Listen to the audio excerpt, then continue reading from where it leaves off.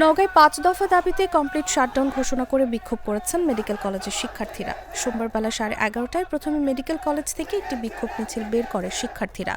এতে সংহতি জানিয়ে অংশ নেয় ২৫০ শয্যা নওগাঁ জেনারেল হাসপাতালের intern চিকিৎসকরাও।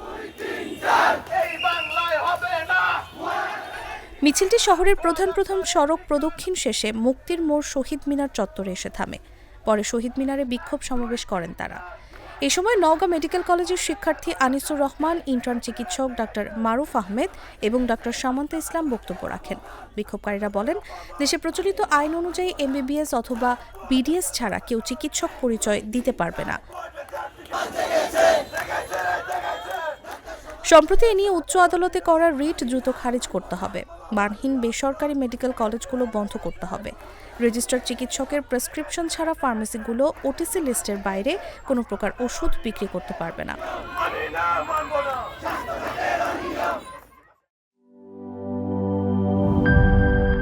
একনল hand wash 100% paraben free, তাই নিরাপদ হাতের জন্য আস্থা রাখুন একনলে।